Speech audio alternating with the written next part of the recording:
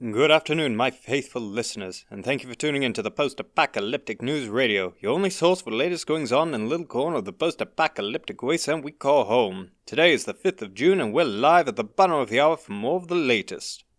Before any of your latest, however, the weather. We're continuing to cool down with a high of 70 degrees Celsius, a low of 55. Though this is the coolest day this week so far, I'll remind you it's still dangerously hot. It is ill-advised to spend any time in the heat of the sun, which continues to beat down on the wasteland through a cloudless sky.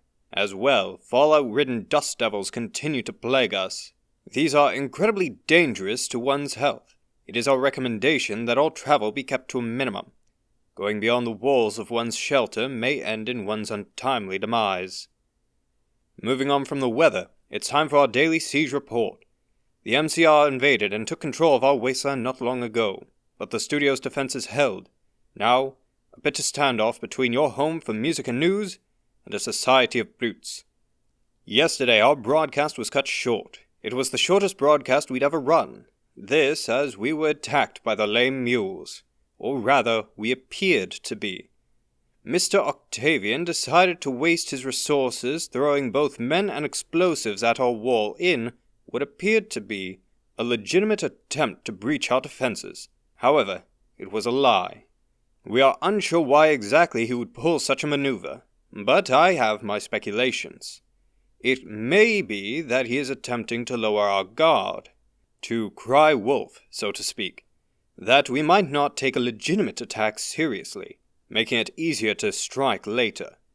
It may have been a power play, to show he can stop our broadcasts if he so chose to do so, knowing that we would be to arms to defend ourselves. Or it simply could have been retaliation for the advertisement he purchased 2 days ago.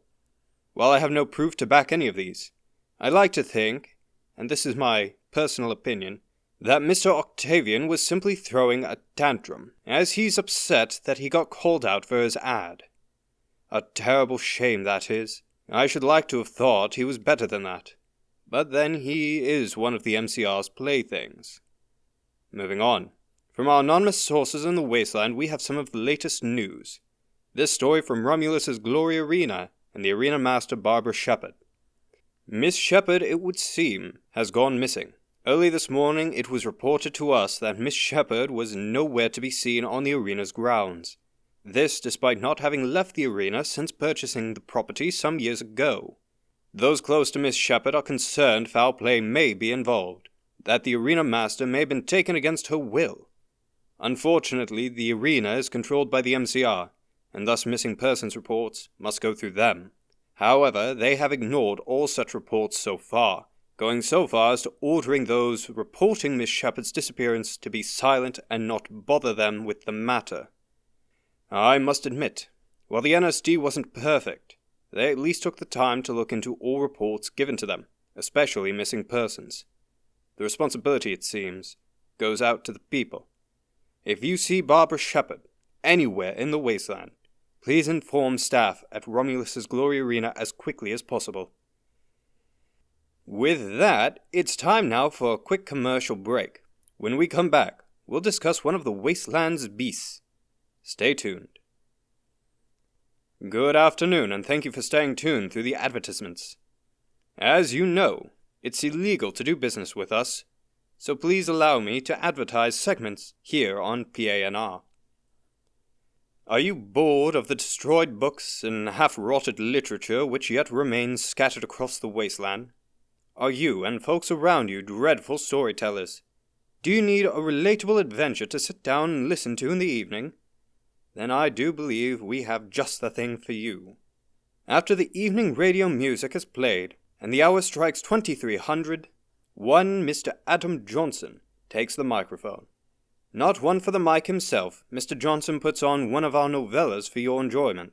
Currently we're running Argonaut of the Wasteland, the story of a detective from the world that was, surviving here in our wasteland. But not everything, or everyone, is as they appear. Tune in at 2300 tonight to follow our intrepid detective in the most dangerous mystery his mind will ever know. Tired of silent nights? Fill the air with the sounds of the old world from the world that was. At 0200 hours, PANR broadcast the Brothers Grimm's fairy tale for your enjoyment. They are quite old and written in a long-dead fashion, but I think the lessons they teach may be more valuable to us now than ever before. If you're up late, be sure to tune in for a trip back to a different time. And we're back. It's time we discuss the beasts that travel our wasteland. Ever since the incident, the wild things of the world have changed. Very few beasts are as they once were. Often morphed and mutated into horrific abominations, these creatures prowl the wastes, many of them deadly, some helpful, others benign. In this segment, we should discuss our wasteland's wild things. Sharks. In the world that was, there were silverfish. Ancient creatures that had survived on this world longer than humans, and many of the ancient species that vanished so long ago. These tiny insects were little more than a nuisance, a pest of the past.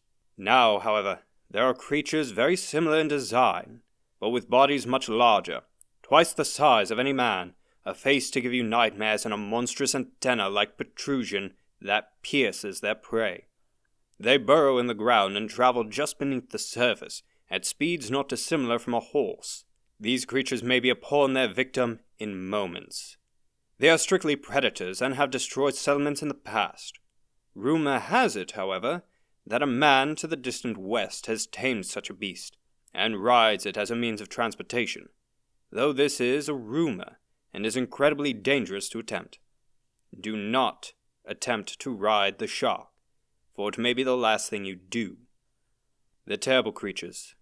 Avoid them if you can, or be ready to battle. For if they are hungry, they won't hesitate to take the life of a man, woman, or child. But I'm afraid that's going to be all of the time we have for today. It's about time for the evening radio music. Before we go, however, I should like to leave you with the afternoon puzzler. Did you discover yesterday's answer?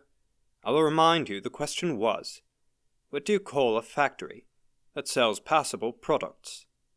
The answer, a satisfactory. Congratulations to anyone who got that one. Today's puzzler is as follows.